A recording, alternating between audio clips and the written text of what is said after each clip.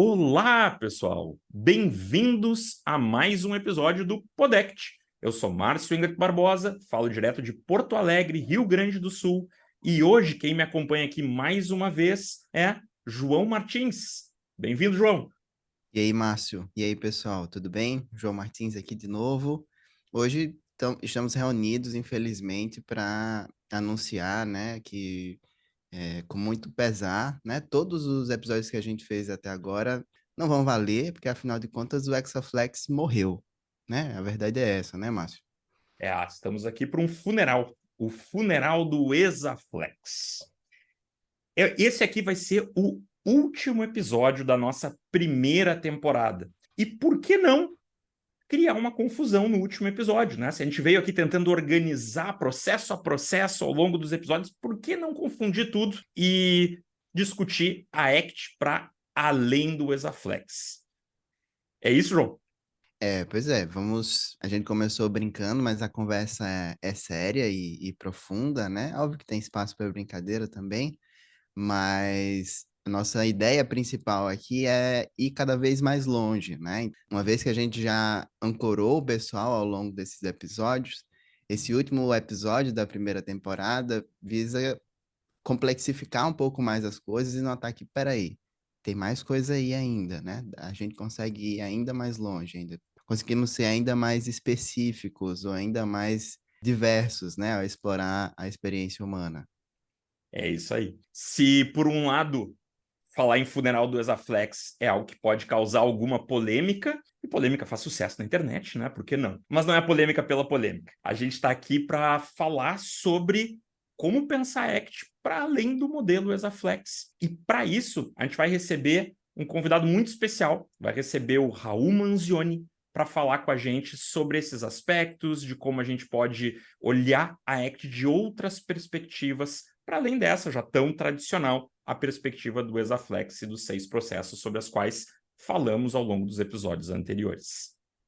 Vamos receber o Raul e vamos ver o que ele tem para nos contar sobre isso. Vamos lá.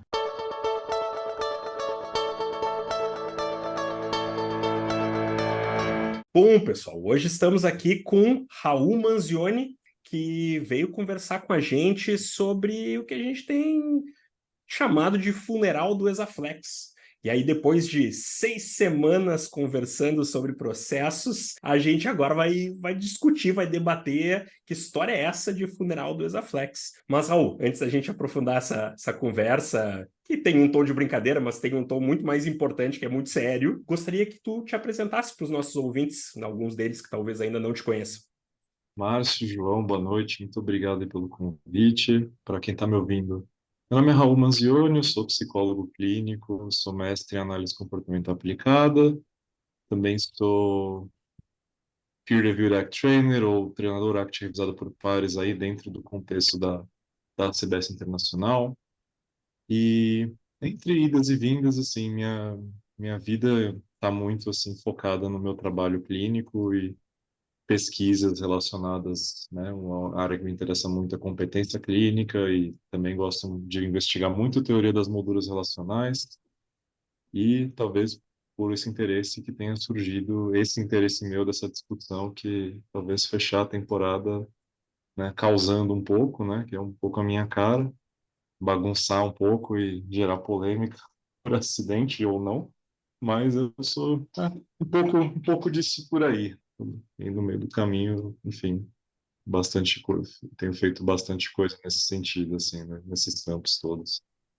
Joia, joia. E é isso aí. Queremos nessa reta final aqui bagunçar um pouco mesmo.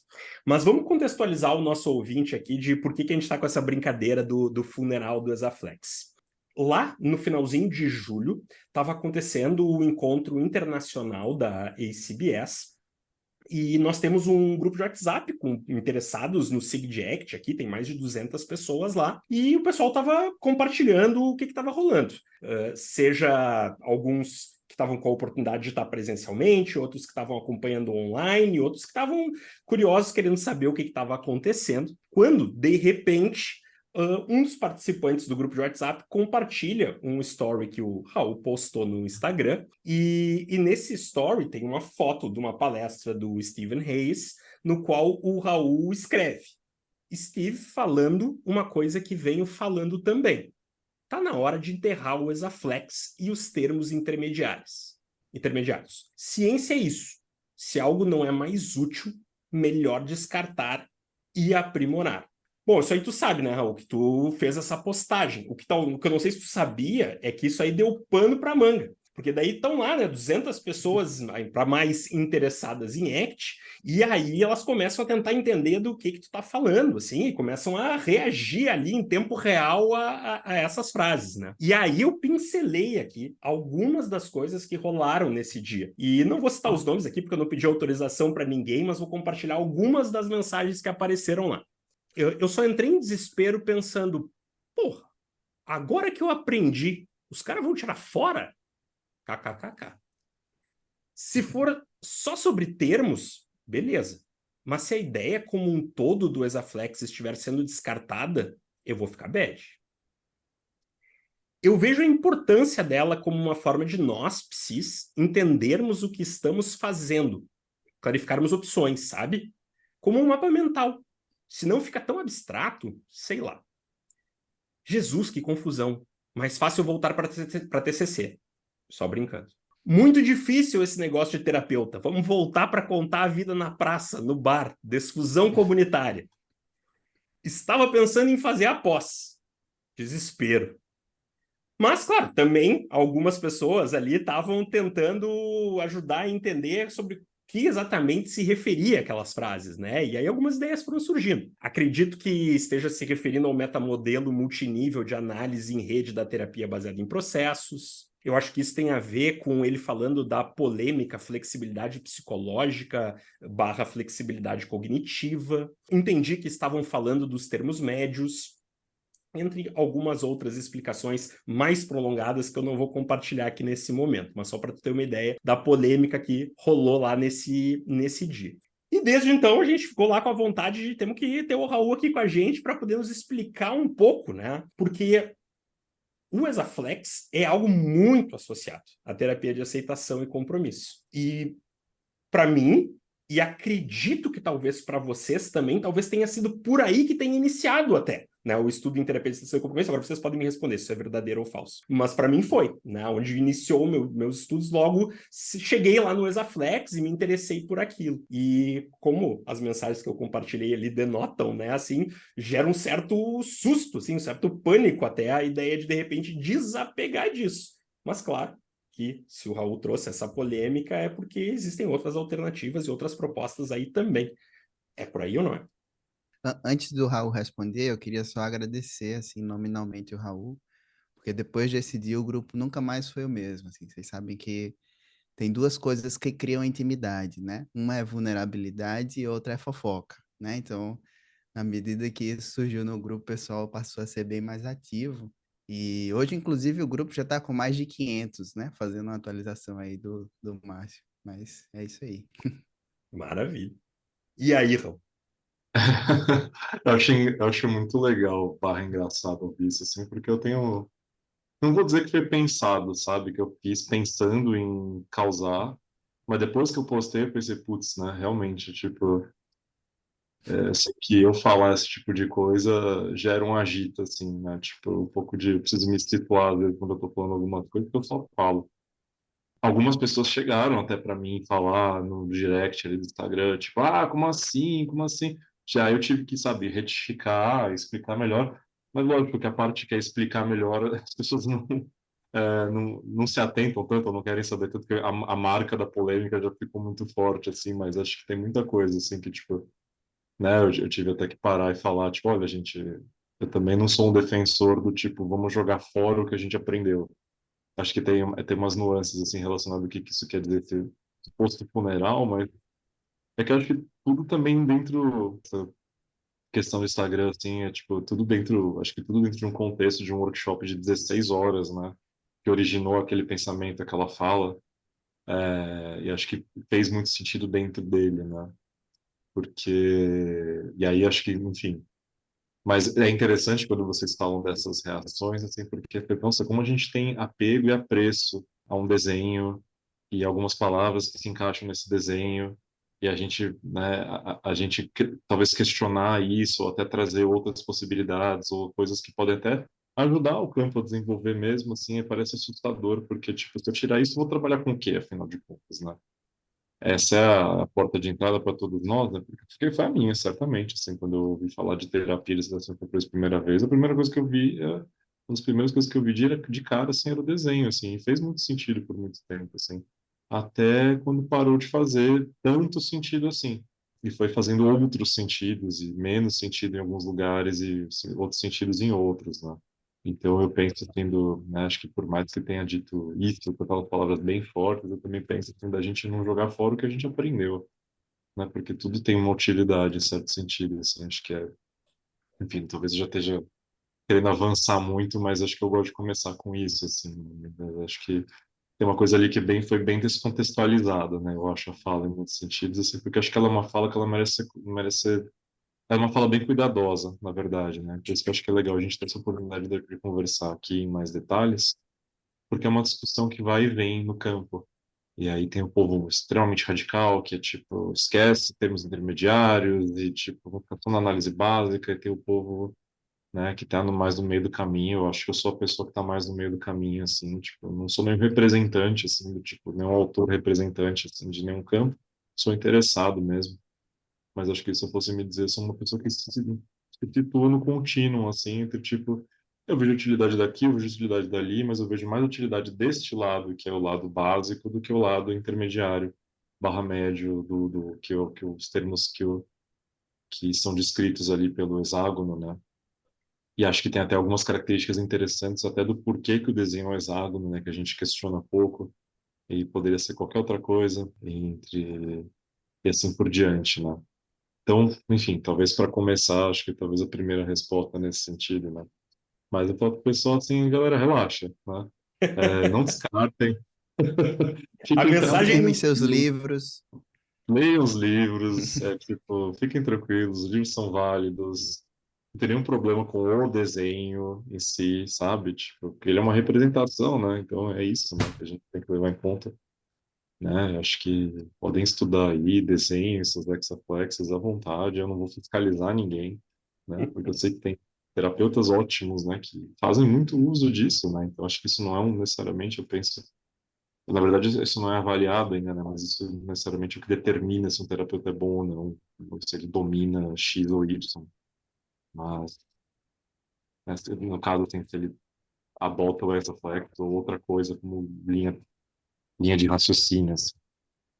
Claro, a conversa é séria, né? E aqui a ideia é essa mesmo, né? A gente ter mais tempo para desenvolvê-la, mas é muito de como as coisas funcionam nas redes sociais e no mundo de hoje, né? Muitas vezes o que fisga, né? O que gerou todo o debate, e teve um debate construtivo, tá? Eu pincelei aqui uma série de reações mais, assim, de choque, né? Mas teve um debate mais construtivo que aconteceu ali no grupo, e é o que a gente quer ampliar aqui contigo, que tem a ver com da onde vem a afirmação, né? Porque a gente sabe, conhecendo, né, a tua história, que tu não estava simplesmente jogando ou querendo causar por causar, que tem toda uma construção. Mas é uma construção que talvez nem todo mundo que esteja nos ouvindo conhece, né, que entende de qual é essa construção e mesmo porque da crítica, né, e qual é a crítica ao redor do Exaflex, e acho que essa é uma conversa que de repente a gente pode desenvolver um pouco mais, assim. Uma das coisas que eu queria te perguntar é que tu usa ali a expressão dos termos intermediários, né? Os processos ali de flexibilidade psicológica como termos intermediários, que acho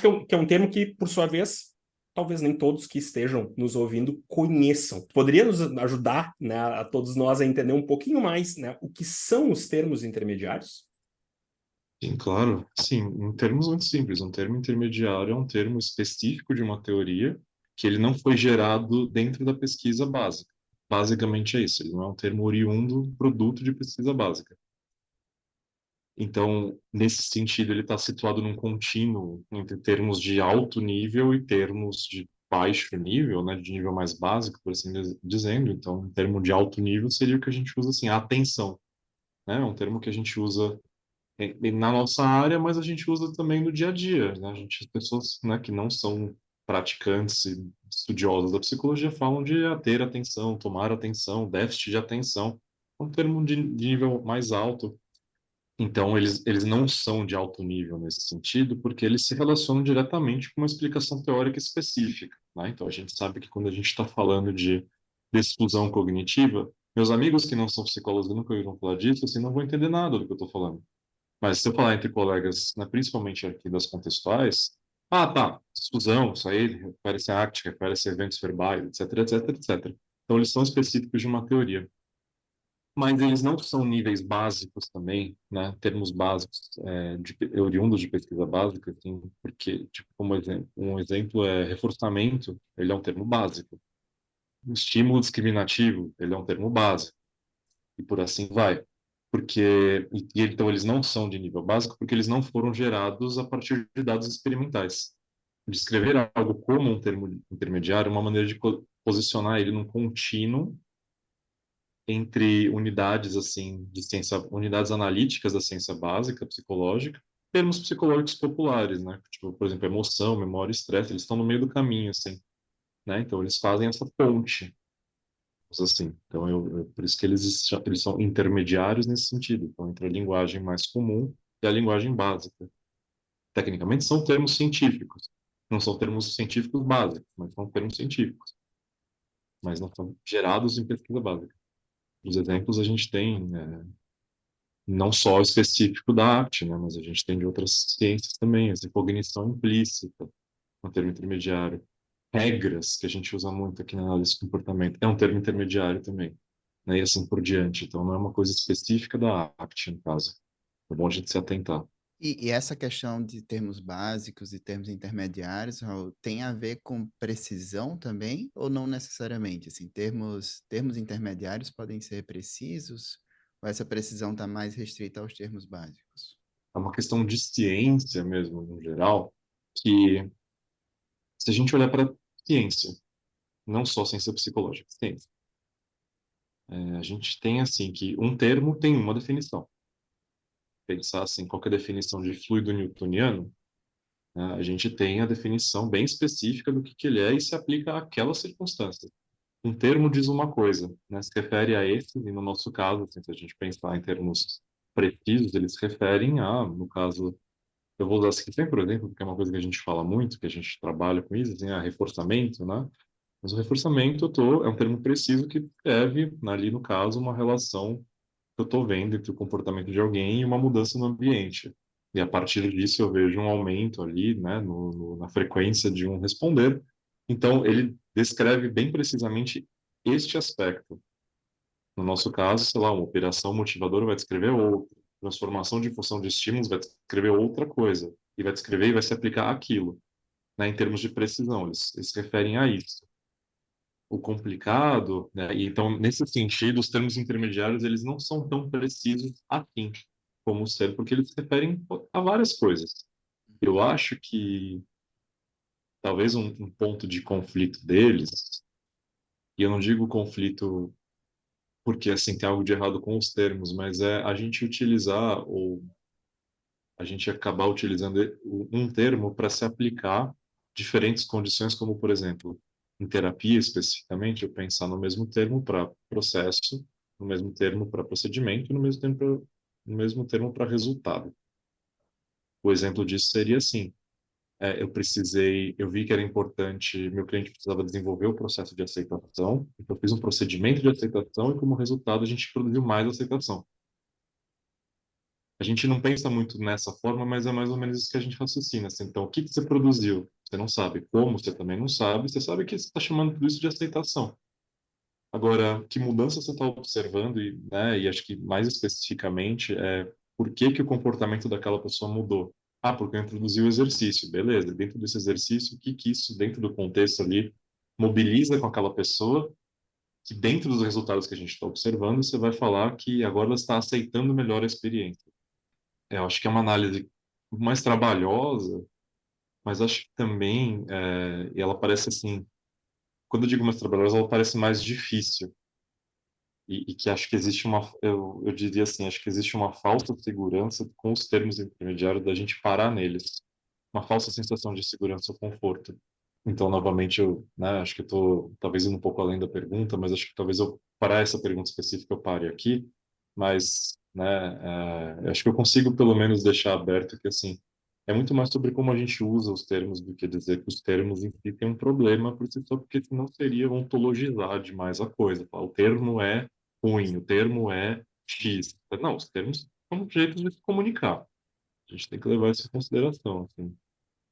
Sim, mas eu acho que tu traz questões super importantes, tanto no sentido que eu acho que tá relacionado à pergunta que o João trouxe, assim, né, de quanto isso favorece ou dificulta a precisão, e acho que nesse sentido, né, Raul, tu traz aqui porque acho que até o que a gente vai entender aqui por precisão, assim, né, mas do ponto de vista de o que a gente consegue observar num experimento, por exemplo, né? Então, assim, o quanto daquilo consegue ser transformado em algo experimental e o quanto o uso de termos intermediários me parece, me corrija se eu estiver equivocado, mas que pode se tornar um dificultador para isso, né? Porque traz a isso que tu está colocando, me parece, né? Que ele pode ser o processo, a intervenção e o desfecho, né? E aí eu estou medindo, né, o processo, a intervenção e a mudança no desfecho, tudo como um mesmo, como aceitação, como desfusão, né? Eu uso um mesmo termo para tudo isso. Isso pode dificultar a compreensão do que está realmente interferindo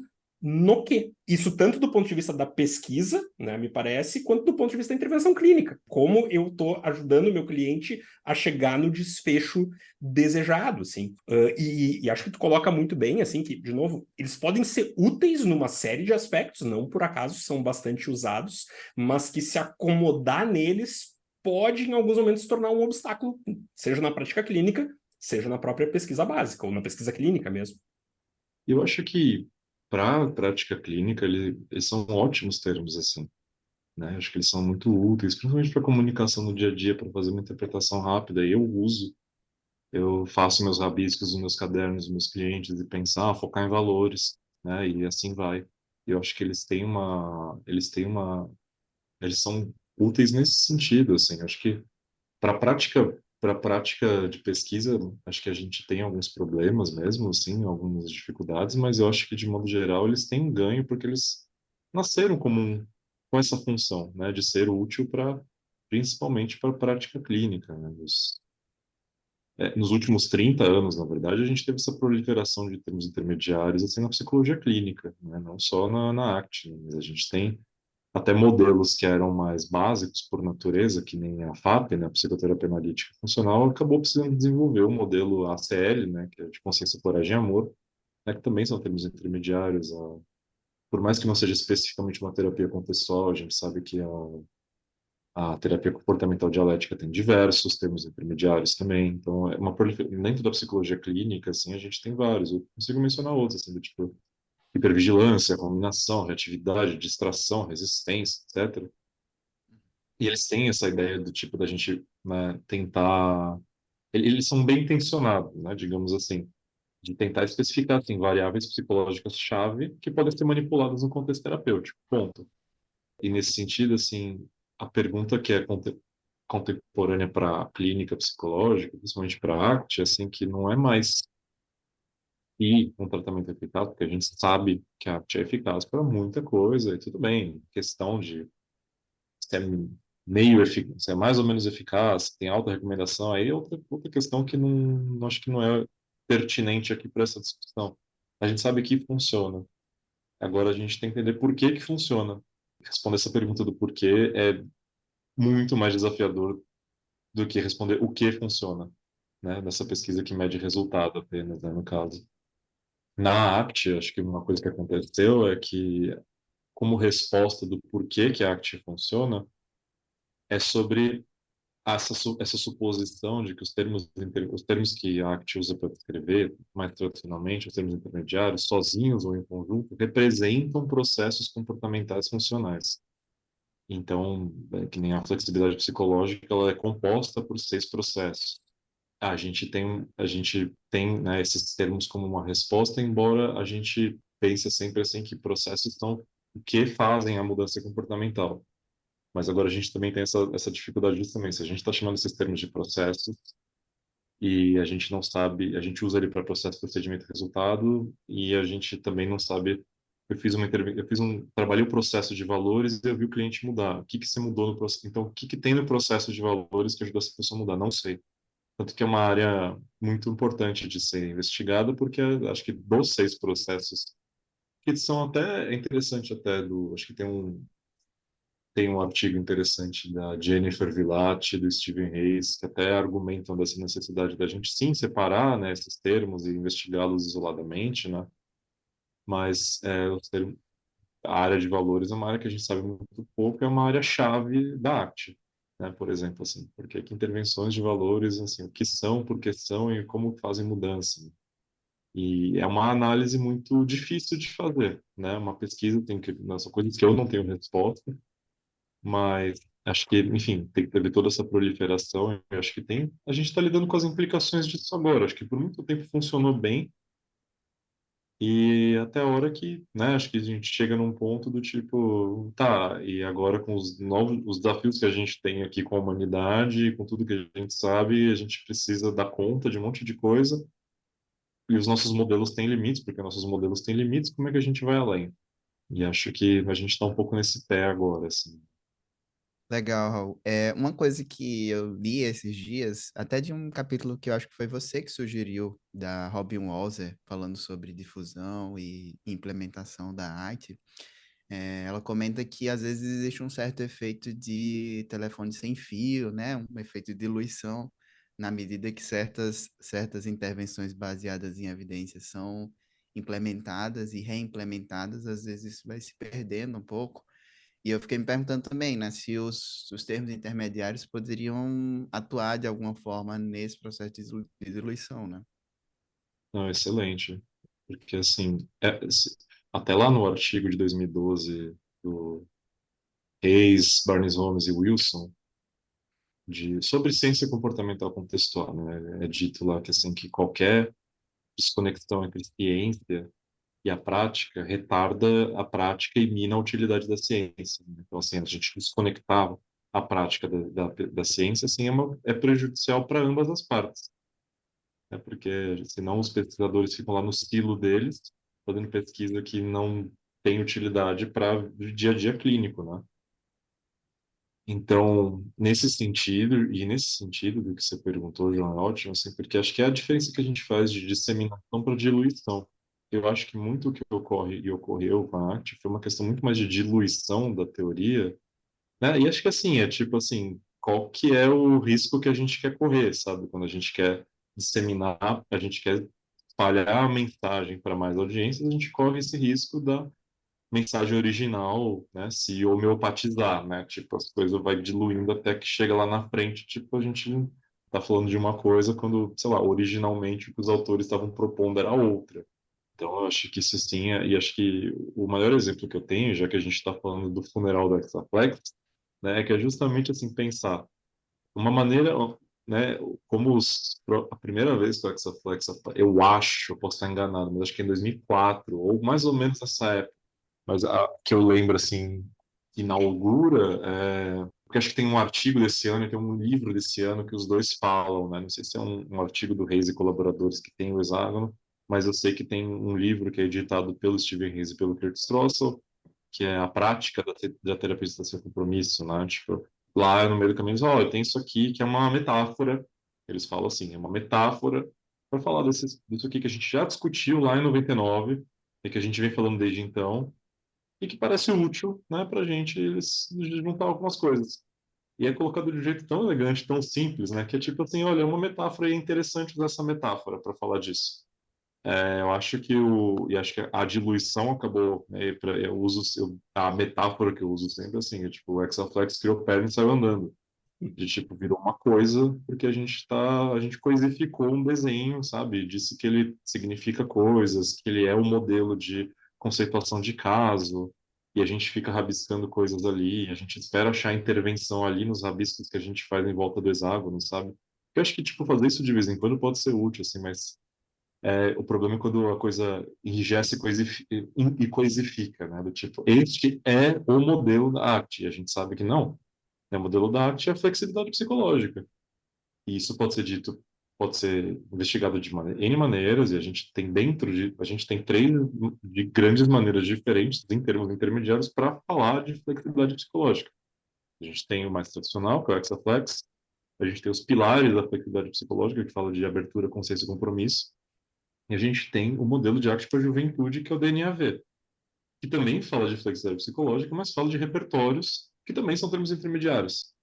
E acho que são N maneiras da gente, que também são outros termos intermediários, mas eu acho que eu gosto disso, assim, para ver assim, olha, dá para descrever assim, dá para representar assim, dá para representar assim. A gente está falando da mesma coisa, né? Que é a variabilidade comportamental diante de controle aversivo orientada aí por algo que a gente está chamando de valores, né? E é isso. Aí eu sinto que a coisa fica muito grande, né? E a gente tem um preciosismo, porque, sei lá, a gente conheceu, a gente viu aquele desenho, se afeiçoou com aquele desenho, parecia uma coisa mega complexa e nova. E eu lembro muito, assim, na faculdade, quando eu conheci a arte lá em 2014, 2014 para 2015, eu comecei ali a fazer os estágios de atendimento, e eu estava levando lá as minhas análises, os meus relatórios, e mostrar para minha supervisora que, assim, uma análise na analista do comportamento, assim, talvez a melhor terapeuta que existe no país e uma das pessoas que mais entende de análise funcional e contingência, que é a Cássia Tomás, né, para quem conhece. E eu lembro muito bem de colocar lá minhas análises dentro do hexágono, ela respondia com: ok, estou sentindo falta de uma análise mais básica, porque meio que assim, você não está dizendo nada. Tipo assim, é complexo, eu entendo, interessante, mas assim, tá, em termos de comportamento do seu cliente, principalmente na interação de vocês dois, como que isso está aparecendo aqui? Eu falei, puta, é verdade, não, tipo, eu não sei responder isso. Mas eu sei descrever que o cliente está preso com o pensamento X, ele está esquivando da experiência Y, ele está pensando mais no futuro, e ele se conceitua como... E aí a gente tem até essa coisa do tipo, fusão cognitiva e apego ao self-conceitual é meio que a mesma coisa, né, em termos de processo. Uhum.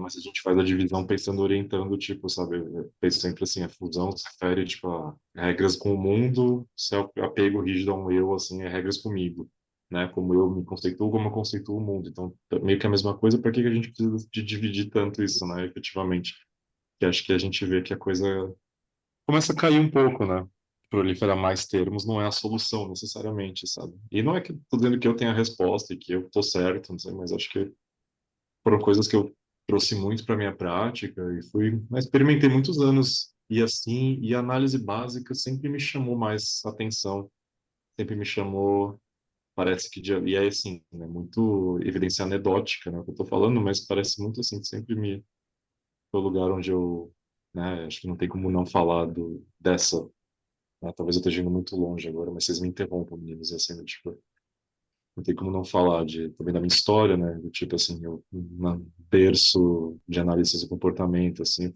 sempre tive entre o pessoal mais caminhei bastante assim, do tipo, quando eu estava aprendendo arte, assim, sempre estive próximo assim do pessoal mais skinneriano, aqui em São Paulo, principalmente. E então sempre tive isso, né? Fiz meu mestrado e minha especialização lá no Instituto Par.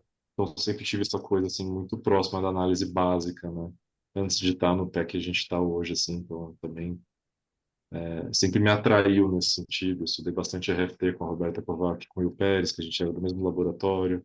Então a gente sempre olhou para o básico, básico, básico, né? A gente sempre teve esse apreço, esse olhar, porque eu acho que parece que parece que entende a coisa de um nível mais íntimo, assim, até, porque parece que eu estou vendo o que aquela mudança mais especificamente falando, mas acho que não tem como não falar disso também.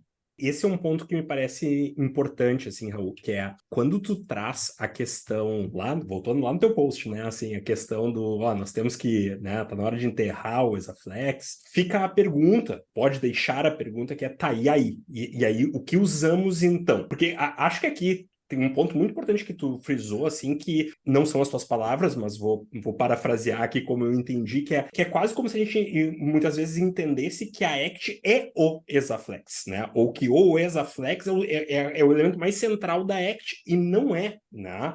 Tem mil formas de trabalhar com isso, como tu disse, usando outros tipos de termos intermediários, talvez não tão populares, talvez não tão consagrados na área, mas que também podem ser bastante úteis, dependendo do tipo de trabalho que a gente está fazendo, tão úteis quanto, em alguns cenários, ou para algumas pessoas talvez mais úteis, e é esse o caminho, né? É achar outro caminho com outros termos intermediários, é poder desapegar para, né, aumentar o número de modelos que a gente pode utilizar, ou nós estamos falando de um caminho, ou a proposta, e aí pergunto para o Raul, mas também, dentro do que o Raul conhece do cenário, né, assim, ou nós estamos falando de um caminho no qual a gente tenta ficar menos apegado a termos intermediários e se centrar nessa análise, né, do comportamento de uma forma de trazer para o modelo mais tradicional de análise do comportamento mesmo. Acho que eu vejo um movimento, assim, parece que a gente está voltando para onde a coisa começou.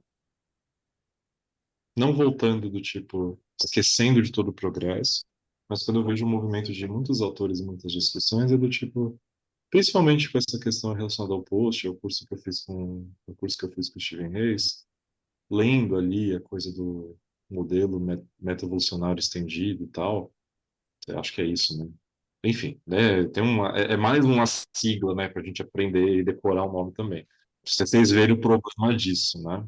Eu acho que, tipo, analisando, né, com o pessoal conversando com alguns colegas ali, eu vou mencionar nomes específicos, mas eu conversei com um colega muito próximo meu lá de fora, da Itália, o Giovan Battista Presti, o Nani Presti, para quem conhece, né? E ele veio trocar uma ideia comigo, assim, tipo, o que que você achou? Eu falei, olha, Nani, parece, agora eu não quero falar por ele, né, usar ele como argumento justificativo, mas o que eu conversei com ele e outros colegas, mas uma coisa assim do tipo, parece uma maneira muito interessante de ensinar as pessoas ou introduzir as pessoas a fazer análises funcionais, a ter uma análise sensível do contexto. E, ao mesmo tempo, né, acho que parece uma maneira um pouco mais analisando o que é o M, né? Pareceu assim, bom, me pareceu o Exaflex 2.0, porque descreve coisas talvez com outros nomes e adiciona ali variáveis do tipo filogênese, ontogênese e cultura, ali na parte ali do biológico, ali da parte do social, ali da parte do história individual. Eu falei, bom, eu falei, ok, e eu só ok com isso, eu achei fantástico, porque, né, tipo, explicar, talvez, principalmente as coisas que existem nesse comportamento para o público geral é muito complexo, assim, então se tem uma maneira um pouco mais diluída é bacana, assim, mas também parecer um pouco assim, do tipo, o receio da gente estar criando novos termos intermediários e aí por diante, assim, mas eu acho que, tipo, eu vejo que, né, conversando com o Steven Hayes, assim, eu bati um papo com ele, falei, tá, e pareceu assim, do tipo, você e a galera, né, que desenvolveu a arte, assim, eles estavam planejando isso, assim, disseminar para depois voltar, e tipo, ele falou, não, seria maquiavélico demais da nossa parte, assim, dizer que foi uma coisa arquitetada desde o começo, né, mas foi um caminho natural, porque, tipo, o Exaflex, a Act existe antes do Exaflex. E eu uso como muita. Eu sempre menciono o primeiro manual. Eu sei que isso não vai aparecer na gravação, mas eu tenho ele aqui. Ele está sempre muito próximo de mim. Eu gosto muito do primeiro manual de Act, que é de 1999, porque eu acho que ele tem. Acho que ele era muito mais. Né, se a gente fosse. Isso é outra discussão para outro podcast, né? Mas a conexão Act-RFT. Mas para mim, a conexão Act-RFT estava muito mais próxima nesse. E sim, os termos estavam lá, mas eles eram usados com muito mais parcimônia, do tipo, desliteralizando pensamentos quando você desfusiona a linguagem, sabe? Parece muito mais ação, verbo, e é um jeito de descrever uma série de coisas do que, tipo, decisão, sabe? O próprio manual que a Carmen escreveu em conjunto com o Kelly Wilson também, né, traz essa abordagem mais sensível, lá de 2002, né? Os livros mais antigos, assim, que eu uso como referência. Então, eu acho que é um voltar para um lugar que. Não sei se não devia ter saído, porque seria preciosismo demais, sabe? Falar, seria meio conservador, mas eu acho que, tipo, voltar para um lugar de onde sempre teve, porque o Hexaflex não é arte, a arte não é Hexaflex, e, tipo, né? Eu vejo assim, não quero, o que eu vou dizer agora não é do tipo, eu quero estabelecer minha competência citando outras pessoas, né? Do tipo, porque eu conheço fulano, porque eu conversei com fulano, mas 2018, eu tive assim, uma oportunidade junto com a Roberta, né, que vocês conhecem, sabe quem é? A gente recebeu aqui o casal, os Barnes Homes aqui em São Paulo, a gente ficou uns dias com eles, discutindo pesquisa, e a gente, no meio do caminho, a gente estava conversando umas coisas, a gente fez uma entrevista com a Ivone, que está publicado, inclusive, no Boletim Paradigma de 2018, se alguém quiser dar uma olhada, que a gente discute justamente isso. E a Ivone sintetizou de um jeito que é, tipo, tão bem assim, que é, tipo, a ACT é meio que assim, é, tipo, análise funcional e a linguagem é complicada e a gente tem que ajudar as pessoas a, sabe, tipo, é meio que só isso, sabe? Linguagem é complicada e a gente foge dos nossos sentimentos e é isso, né? E a gente ajuda as pessoas a não fugir do que elas sentem quando a gente também ajuda elas a lidarem com os pensamentos delas e com todo o sistema verbal que está por trás e é isso, tipo, isto é a essência da coisa. Eu vejo assim muito tipo, não só eu vejo, mas aqui está descrito mesmo assim a importância da gente aplicar a ACT funcionalmente, porque ela é um tratamento funcional, ou seja, efetivamente assim, a ACT em sua essência é análise do comportamento. Para mim assim, eu digo inclusive a ACT é análise do comportamento aplicada, pura e simples assim. Porque ela, quando eu vejo o que eu faço no meu dia a dia, eu estou analisando funcionalmente o comportamento dos meus clientes e estou levando em consideração também as complexidades do comportamento verbal, conforme a RFT descreve. Isso está lá desde sempre, isso não mudou. Mudou por compreensão que a gente tem de N coisas, a RFT cresceu pra caramba, aplicações da ACT também. Mas lá atrás, inclusive em 95, mas isso não está publicado, mas existe um manual que usavam em workshops de treinamento da ACT, os primeiros, era tipo um manualzinho de 40 páginas, que esse livro é uma grande extensão desse manual, e era tipo, não falava nem de nada, não usava muitos termos, muitas coisas, falava da importância assim, de estar aberto, consciente, engajado e trazer isso para seus clientes e entender comportamento de problema, e no meio do caminho a linguagem é complicada. Vamos embora. E só que era muito, muito, muito analítico comportamental, então tem toda uma questão da própria evolução da área, né, e da aceitabilidade do nosso comportamento, é uma discussão à parte. Mas a arte é muito maior, né, do que sempre foi muito maior do que isso, e, tipo, assim, os termos vão e vêm, né, a nossa proposta permanece a mesma, efetivamente, assim. Sim. Uma coisa que eu vou te perguntar, Raul, eu não sei se isso foi enfatizado também pelo Reis no workshop, mas, por exemplo, eles colocam terapia baseada em processos não necessariamente como a evolução da arte, mas como um metamodelo que poderia abranger outras abordagens terapêuticas e tudo mais. E aí você tem até a presença do Stefan Hoffman, né, como um dos autores fortes da terapia baseada em processos e tudo mais. Como é que tu sente isso também, né? Essa coisa de caber também para pessoas até mesmo de outras visões de mundo, né? Uma perspectiva cognitivista, por exemplo, e também de outras terapias de base comportamental. Como é que fica isso, assim? Eu acho, eu acho ótimo, porque acho que está todo mundo, apesar de ter orientações teóricas diferentes, acho que está todo mundo unido no mesmo objetivo, que é a gente entender o tratamento psicológico não como uma coisa sindromal, não como o que a gente está vendo cada vez mais por A mais B. O modelo biomédico para psicoterapia falhou. Só que a gente ainda é treinado assim, na graduação de uma maneira ou de outra. Uhum. Né? Se Uhum. a gente pensar as aulas de psicopatologia que a gente tem, as pessoas têm coisas, né? Elas têm doenças, têm que estão e tem grana sendo investida em análise de biomarcador e ninguém acha nada nunca. Quando acha, é uma coisa que não é potencialmente sensível para um grande grupo de população, né? Então, e a galera tá assim achando que vai encontrar no exame de sangue, tipo, que o cara tem esquizofrenia, sabe? Eu vejo que essa discussão é tipo, olha, não adianta mais porque não é por aí que a gente vai entender como criar modelos melhores para as pessoas, né? A entrega de psicoterapia nesse sentido. Eu vejo assim que, tipo, acho que tem uma discussão tangente, não menos importante, mas tangente paralela a essa, né? Que é tipo, eu acho legal a gente entender assim processos para ajudar pessoas, e eu entender que, né, cada pessoa é fruto de uma história, e eu entendo, né, como quando eu vejo um comportamento que eu chamo aqui de problemático, eu tenho que entender necessariamente que história estabeleceu isso. E eu acho, talvez, o ponto que me preocupe, não me tira o sono, mas me preocupa, né, é, tipo, pensar se a gente pensa como metamodelo para terapia, então não é uma terapia nova, um jeito diferente, é um jeito para pensar a prática terapêutica. Se eu tenho duas pessoas, três terapeutas de orientações teóricas diferentes e os três estão observando ali a importância de flexibilidade cognitiva, né? A rigidez cognitiva como processo ali que tipo, precisa ser movimentado. Eu sei o que eu entendo por rigidez cognitiva quando eu estou diante de uma pessoa, porque eu sou desde sempre assim, behaviorista desde sempre. Então, minha visão de mundo é essa, tal. Só que a pessoa que tem uma visão cognitivista tem outra maneira de enxergar o mundo, e a pessoa que é gestalt, psicodinâmica, humanista, tem outra maneira de entender o mundo. Quem está certo? Ninguém. Quem está errado? Também ninguém. Tá todo mundo ali dentro do seu sistema que ele acaba sendo coerente nesse sentido, né? Porque, tipo, as teorias meio que se autovalidam em um certo sentido. Mas eu fico pensando, acho que é uma questão que assim, é muito assim de esperar ver o que vai surgir das pesquisas N1 a partir daí.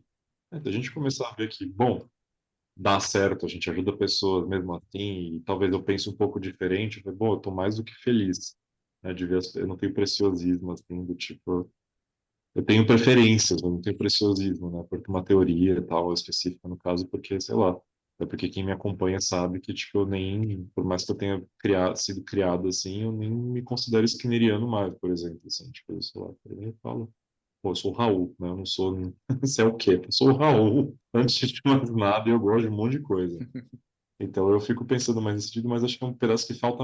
Tem alguns dados preliminares interessantes que foram compartilhados lá no Congresso, inclusive, um pessoal lá que pesquisa com o Andrew Gloucester, que é o atual presidente da SDS lá, e ele é da Suíça, ou Suécia, um dos dois, acho que é Suíça, na verdade.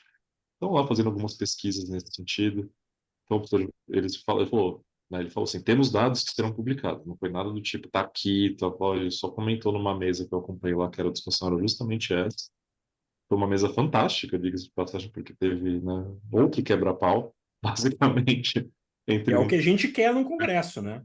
É a parte mais legal, porque foi lindo de ver, que estava numa mesma mesa que estava ele, o Steven Hayes e outras alunas, a Louise McHugh e duas alunas do Andrew Gloucester, falando lá um monte de coisa. Nossa, e eu pude ver assim, né? Eu estava do lado da Robin Walser, que a gente é amigo, né? E a gente estava com uns incômodos ali, e a Robin levantou e deu esporro. E aí, beleza, rolou um bate-boca ali, mas na hora que a Carmen e o Luciano levantou para falar e, né, num tom assim para criticar o que eles estavam falando, assim, ficou um silêncio sepulcral ali, que ninguém se quem que vai levantar a voz para Carmen? Aquela mulher tá sempre certa. Ela falou ali, né, uma importância, mas acho que tem até a ver com a nossa discussão, né? Acho que até sobre esse caminho de protestos, assim, do tipo que a piada do Congresso foi basicamente tipo legal. Então, meio que assim, para ser bom terapeuta, eu preciso aprender a desenhar setas, né? É isso. Tem que estar fazendo isso aqui, né? Tipo, na frente de um cliente e a gente desenha junto, né? E a gente faz o resultado a partir disso, né? Porque todo mundo responde, não é bem assim. Bom, então mudei a maneira que vocês estão propagando, porque parece isso. Né? O treinamento que eu fiz foi esse, efetivamente. Teve uma hora que a gente fez o roleplay justamente de pegar uma prancheta e vamos rabiscar. E foi legal. Mas aí parece que para nisso, né? Enfim, aí tem toda uma, uma outra discussão. Essa piada virou até uma sketch lá que tem no evento lá desse Best com os Folhas, né? Foi até uma sketch que foi feita a respeito do desenho das setas, né? Mas acho que aí outra viagem também, mas tudo tem implicações, como a gente pode ver, desdobramentos, né? Isso é bom porque nada é definitivo e fechado, né? Então, a ciência está sempre em movimento, assim. Acho que talvez aqui no Brasil a gente está em outro pé da discussão, talvez por isso que tipo a mensagem que eu postei foi tão chocante, né? Porque essas coisas que estão muito lá na frente mal estão chegando aqui, né? Ainda, né? Então tipo a gente está muito ainda nessa de disseminar, que é bom, né? Então a gente está em momentos diferentes do lado exterior, eu acho, assim, sabe? Tipo, então também acho que por isso que teve um fator choque, assim, né? Que para quem está dentro ali da comunidade do dia a dia, tipo talvez não tenha sido tão chocante, mas acho que tem esse contexto importante de se adicionar, sabe?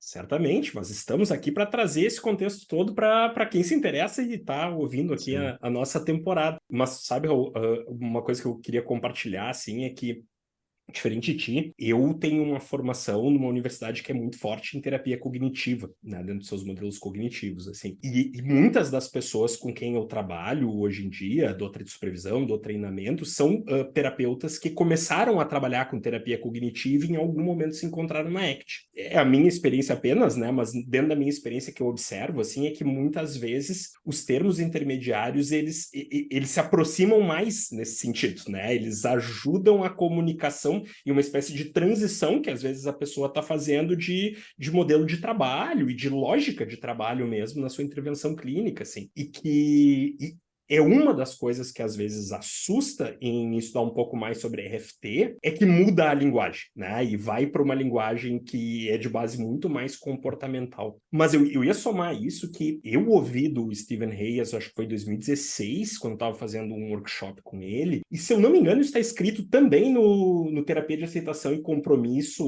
o processo e a prática da mudança consciente, na tradução para o português de 2021, um livro escrito no início dos anos 2000, né, publicado no início dos anos 2000 nos Estados Unidos. Se eu não me engano, está escrito ali também, assim, que é a ideia de que um bom terapeuta ACT não precisa entender de RFT.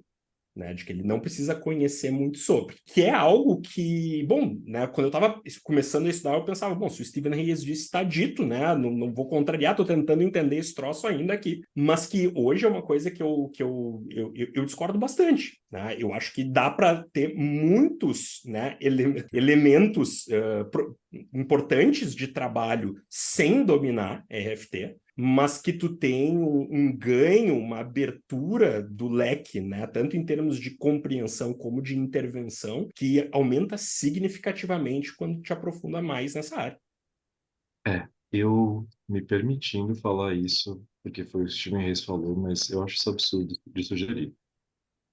Acho que dominar é outra história, né? Eu acho que Sim, entender, sei lá, entender, esmiuçar, eu sei que, sei lá, o João tá nesse processo de entender, porque a gente está estudando juntos lá no curso, assim, então acho que esmiuçar o que é referência, os mínimos detalhes, é tipo, mesmo interesse pessoal que tem que casar com todas as ambições profissionais, sabe?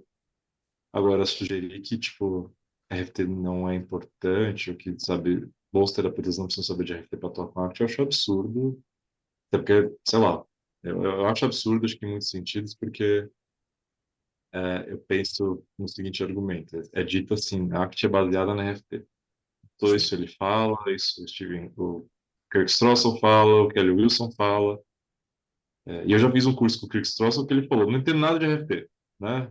Mas mentira, ele entende assim o básico do básico do básico. Ele explica ali o básico do básico. Bom, beleza, você precisa saber o básico do básico do básico. Ele mesmo falou, não entendo nesse nível do tipo, né? Mas saiba dessa coisa de regras e regras assim, regras aqui, e as pessoas fazem essas coisas diante desses contextos, e é isso. Né? Tipo, foi beleza. Você precisa ter uma noção, né? Porque eu fico pensando assim, se a gente, imagina a gente tenta fazer o seguinte para tipo, principalmente você que falou, vem de uma, tem uma formação mais cognitiva, beleza. Atua com TCC sem saber o modelo cognitivo, Uhum. né? Ou vai ser psicanalista sem entender o que é o inconsciente, sabe? Tipo, Desculpa te interromper, mas eu acho que vai na linha do que tu trazia anteriormente sobre como às vezes o risco da gente simplificar, simplificar, simplificar e daqui a pouco perder algo importante nessa, diluindo, né? E perder algo importante em termos de ferramenta mesmo, né? é. Não, eu acho que tem toda uma discussão importante, uma polêmica importante, é tudo porque a RFT tem essa fama, né? Eu acho que, tipo, é uma discussão muito grande, mas a RFT tem essa fama de ser extremamente difícil, porque, bom, dá para pensar que realmente a linguagem e a cognição humanas são complexas. Você vai imaginar que a teoria que explica ou tenta explicar isso não vai ser simples, né? Minimamente vai ser complexa também.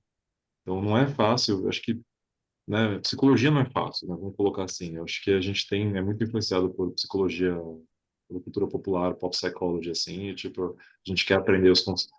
Tem muitos conceitos que estão no léxico popular, né? E até coisas que, um exemplo de diluição importante é subconsciente, que, sei lá, não existe, né? Sim. Subconsciente, o inconsciente existe, subconsciente é criação, sei lá de onde, né? E por aí vai. Eu acho que, eu acho que é importante, acho que assim, eu sou bem, parece, não tem nem porque o termo radical, né? Mas eu vou falar, bom, eu sou bem radical nesse sentido que, tipo, sim, você tem que saber. Você tem que saber o mínimo é entender, né, o que que é transformação de função de estímulos, e é isso, sabe? E como relações derivadas se dão, e por aí vai. E você saber o mínimo disso, você tá bem. Eu acho que se eu cair de cabeça nisso, entrar nas minúcias, nos detalhes, aí é outra história, não depende muito do seu interesse. Mas eu acho que isso abre um precedente para criar um problema, de justamente das pessoas. Ah, não é importante porque, bom, a autoridade máxima da área falou que não é importante. E ok, aí você segue tua vida e vai lidando bem com, sabe, 99 casos até chegar no centésimo que você fala, tá, o que eu aprendi não está se aplicando aqui. E aí, qual que é o problema? E aí eu tenho um problema que, assim, a pessoa olha e fala, não, mas o modelo, ele é comportamentalmente baseado. Então, ele é firme, a ciência comportamental é sólida. Eu não estou entendendo a pessoa, o problema sou eu. Às vezes o problema é o modelo. Uhum. E o problema da Arctic, ela é muito fofa nesse sentido, que fofa no sentido do tipo, a gente não tem uma coisa firme para pegar. Tipo, é felpuda, não sei, tá me faltando um termo assim para dizer uma coisa que é tipo, tem aquela firmeza, a gente fala, é disso que eu tô falando, é isso aqui que eu tô mexendo, eu sei o que eu tô fazendo, tipo, então, né, acho que essa questão dos termos parece uma coisa meio assim, eles parecem, acho que eles têm essa sensação de tipo, bom, eles são baseados, né, em pesquisa comportamental, em tese, não são, né, mas parece que são, mas a ACT é baseada em pesquisa comportamental robusta, então eles devem ser rigidamente comportamentais também. E se eu não estou entendendo, o problema sou eu, e na verdade é tipo, talvez o problema é como o modelo teórico é delineado, e, tipo, sabe?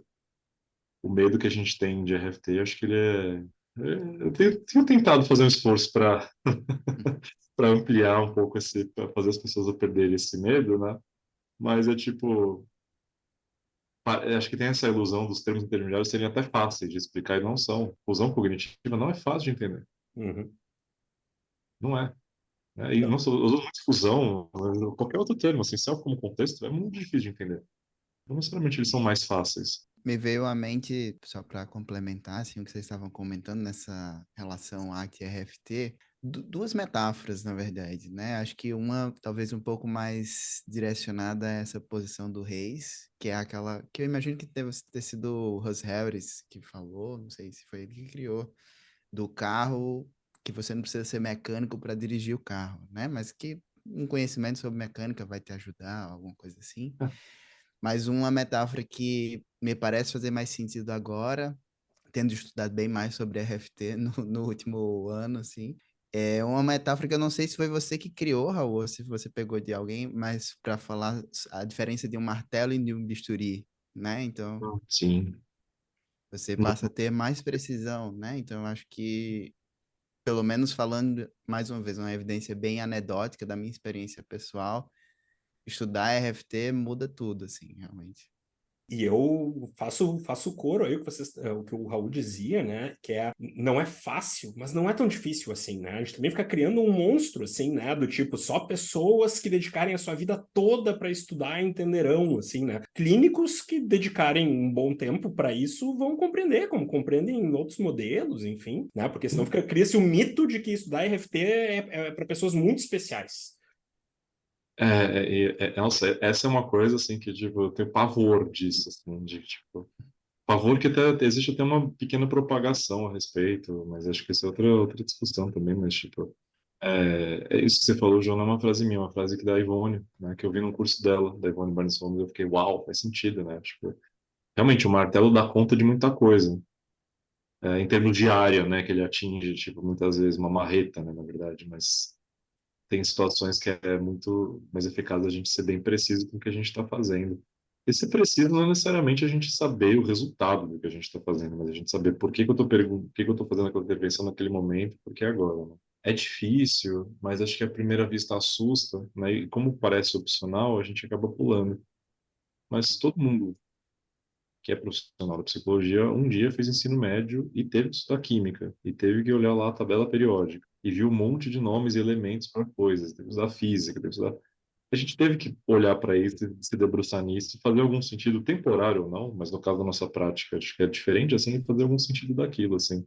Eu voto um pouco, assim, eu tendo, sei lá, uma coisa que eu tenho batido um pouco o pé, assim, a minha própria frase de efeito, né, digamos assim, que eu tenho propagado para lá e para cá, quando eu posso, é tipo assim, não vamos simplificar, vamos explicar melhor, sabe? Então eu acho que tipo uma coisa que dificulta muito com acesso à teoria das modulas relacionais, para além da questão de língua mesmo, assim, mas acho que é o tipo de exemplo que é dado, as pessoas que falam geralmente, tipo, e acho que quando a gente, né, lembrar que são termos que tem que ser úteis para o dia a dia dos clínicos, né? E até antigamente tinha o Will que fala muito isso, assim, porque é uma coisa que rolava muito nesse 10 anos atrás, né, de que o pessoal que estuda RP são os elfos, né? Então, um bando de gente metida que fala uma língua que ninguém entende, né? Um monte de gente especial que fala uma coisa que ninguém entende, sabe? Tipo, e eu sou bem contrário a essa visão, sabe? Tipo, então eu venho um pouco também nesse esforço de a gente também ver que, olha, RP não é tão difícil assim, sabe? E não é mesmo, assim, tipo, é complexo, mas não é difícil, assim, do tipo, bom, a gente estabelece relações entre com coisas que existem no mundo e pessoas que existem no mundo, a gente dá significado para as coisas de um jeito incontrolável e meio que a gente pode dar o significado que a gente quiser para o que a gente quiser, sabe? É isso. Tem, lógico, as definições bem específicas, e tem todo o preâmbulo filosófico que envolve para entender isso, mas, sei lá, eu acho que eu consigo pensar assim, talvez eu queira sintetizar tudo que a gente está falando, assim, mas tem uma metáfora que, assim, imagina que tem duas equipes de pesquisadores. As duas querem construir, são pesquisadores que constroem foguete, né? A gente tem uma equipe que ela ganhou muito, ela construiu um foguete, ela ganhou muito respeito no campo da construção de foguetes, porque ela sabia tudo sobre construir foguetes, os detalhes de foguetes, e tinha uma filosofia sobre a construção de foguetes, que era coerente com a construção de foguetes. E o mais importante é que eles sabiam que os foguetes deles voavam, né? Muitos, né, chegavam à órbita, chegavam onde precisavam chegar. E tinha uma outra equipe que também construía foguetes, que tinha também tem uma filosofia sobre construção de foguetes, mas tinha uma ideias diferentes sobre como testar, construir, disseminar o conhecimento de fazer foguetes e fazer foguetes voar. Agora, ambos os grupos concordavam que construir foguetes era importante, mas as duas equipes não concordavam com o que fazia um foguete ser bom, embora as duas sabiam que tinha alguma coisa a ver com velocidade. A equipe um, né, teorizou, né, já que o conceito de velocidade é influente, né, eles articularam essa teoria do que é velocidade, geraram hipóteses testáveis. Então, será que um motor resulta numa velocidade maior? Vamos fazer um bom motor e ver se isso melhora. E assim, né, testaram diferentes hipóteses relacionadas a ensaios repetidos, envolvendo muitas velocidades diferentes, entendendo os mecanismos de mudança dessa velocidade. E concluíram que a velocidade deve ser manipulada com cuidado para que o foguete alcance o espaço com sucesso, né? Então, eles chegaram a um princípio científico básico de que velocidade igual distância por tempo e puderam calcular a velocidade mínima necessária para que um foguete escape da atmosfera terrestre. Ok, essa é a equipe 1. A equipe 2 especulou que o conceito de velocidade era importante, mas tinha uma abordagem diferente. Eles pegaram uma multidão de pessoas para coletar dados do solo durante o lançamento do foguete e faziam perguntas a cada espectador, do tipo, quão rápido estava o foguete? De 1 saindo um pouco rápido e 10 muito rápido. Então, com base nas respostas dos grupos, eles viram assim, esse aqui pareceu mais rápido, esse aqui pareceu mais rápido, e vários ensaios com vários foguetes, usando excelentes análises estatísticas, eles confirmaram que a velocidade tinha um papel nas viagens dos foguetes, mas não conseguiram calcular com precisão quanta velocidade era necessária para que um foguete escapasse da atmosfera. Mas como resultado, o que aconteceu? A segunda equipe construiu muitos foguetes, uma proliferação de termos de foguetes, uma proliferação de acesso aos foguetes, mas muitos não atingiam, né, provavelmente atingiam o objetivo necessário ali. Agora, sim, só uma metáfora longa, assim, mas se você quisesse desenvolver uma terapia para lidar com um problema psicológico, qual dos dois modelos você adotaria? A primeira estratégia exige muita paciência, tempo, treino, investimento. E a gente tem para não falar que é tudo bom, é tudo de melhor, assim, a gente pode ter muita gente que sofre no meio do caminho, porque a gente está tentando fazer sentido de muitas coisas. Mas você ia perseverar, né? Tentar entender o que faz, né? O que faz as pessoas melhorarem é difícil, né? A psicologia humana não é simples e não deve ser, né? E aí a gente conseguindo entender um pouco melhor, a gente generaliza, a gente melhora o tratamento, a gente sabe, né? A gente talvez seu comentário posterior, mas a estratégia 2 vai exigir talvez menos, não pouca, mas menos paciência e tempo, né? E talvez menos pessoas sofreriam nesse intervalo e teriam mais benefício imediato.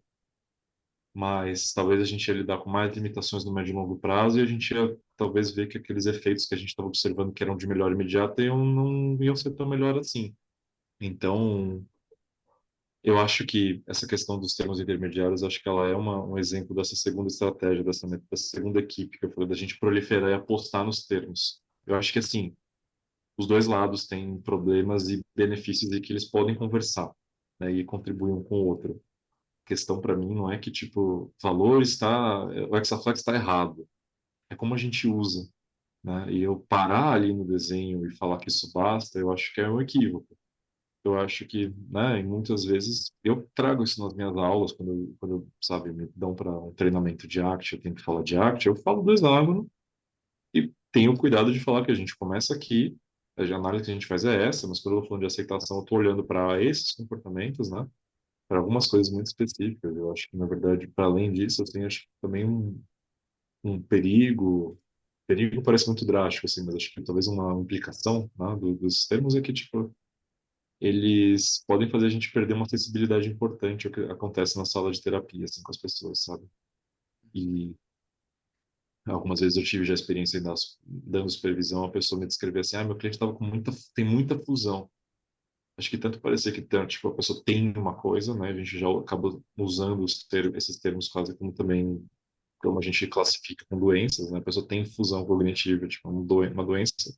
E também que, tipo, o que quer dizer falar que a pessoa tem muita fusão?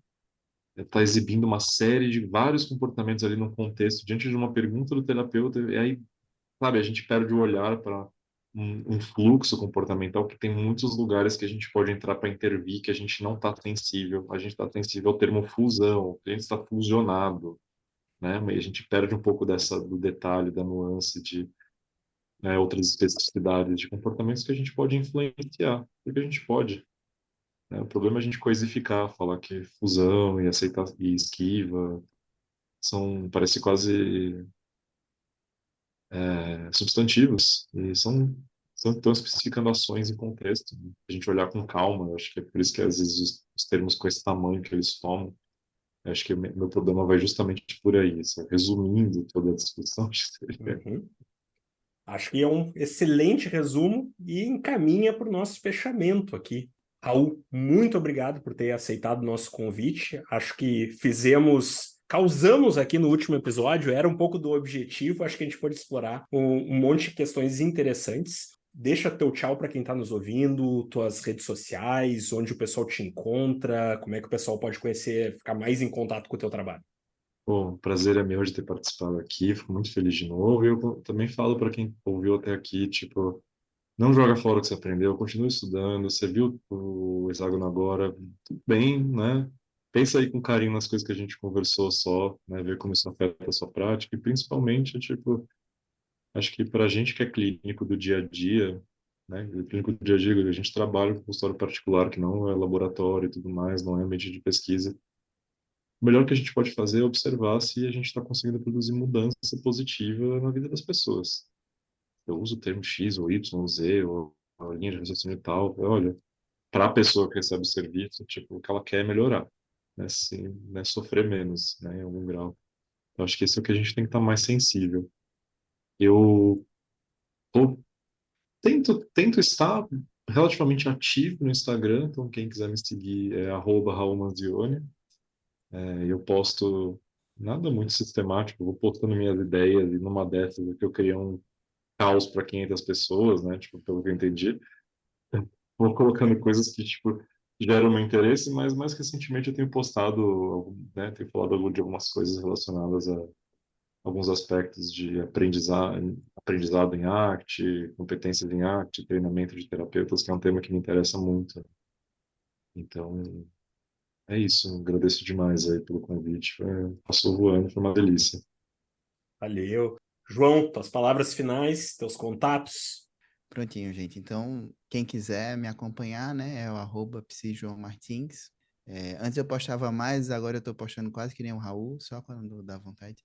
Agradecer também o Raul, né? Eu acho que esse nosso encontro aqui hoje foi excepcional, assim, né? Acho que a gente conseguiu trazer vários tópicos interessantes. Espero que as pessoas saiam daqui curiosas também, né? Entendam esse momento também como uma introdução a essas questões que a gente apresentou.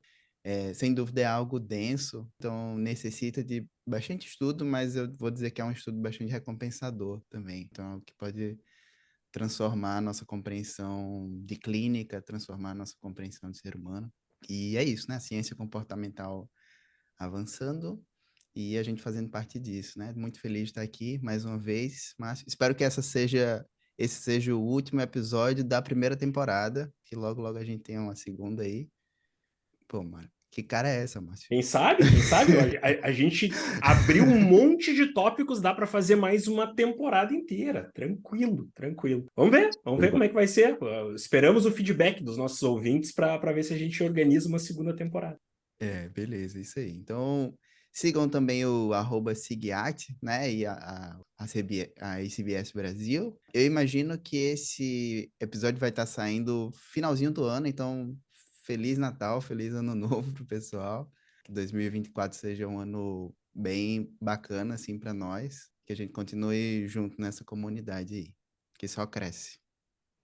Maravilha, pessoal. Muito obrigado para todo mundo que nos acompanhou nessa primeira temporada de Podect. Quem quiser seguir meu trabalho, pode seguir através do @MárcioEBarbosa no Instagram. Sigam o SigDiact no @SigActBR e a ICBS Brasil no @ICBS Brasil. E quem sabe nos vemos aí em 2024 para uma nova temporada.